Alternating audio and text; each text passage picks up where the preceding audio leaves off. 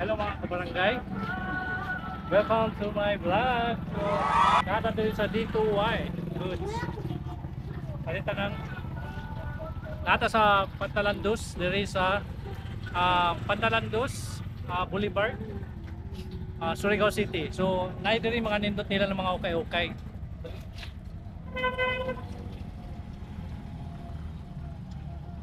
Yes mga kabarangay, so naanata diri sa D2Y. Pasulod na ta sa ilang store, kay naa ako'y gusto paliton. Ang nakanindot diri sa ilang mga kabarangay, kay made in Korea ang ila tanang mga baligya diri Ug daghan pod customer na moari diri kay tungod barato ang ilang mga baligya. So karon nagpa-assista sa ilang staff, kay nangita ko og t-shirt or polo shirt na color green. Dili man sa mangita ta og mahalon or baratuhon, ang importante na mobagay mo fit gyud sa atong lawas. Lisod man mo palit ta og mahalon tapos dili day bagay sa atong porma. Mas maayo pa ning dili mahal, durable na ug makasave pag yun ta. Na sila tag 35 pesos lang. So mao ni ang ilang mga t-shirt diri.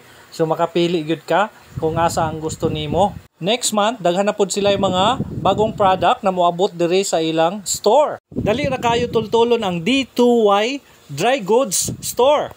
Na mga kabarangay, hanap tayo. Yung kabayo, wako kabalo ko.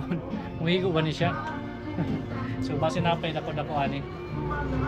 So ato na gi-try og sulot, gi-fit nato mga kabarangay kung sakto na ba ni siya, bagay na ba sa ato. 100 pesos mga kabarangay. So pwede na niya nimo.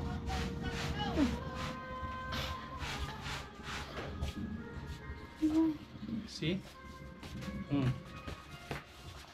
So pwede ra nimo i-fold ang sa imong duha ka bukton para medyo macho tanawon.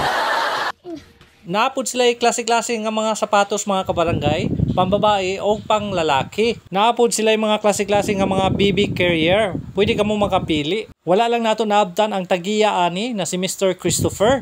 Kay bago lang nilakaw. Sayang maka-discount na to. So naapod sila mga ladies bag na dito.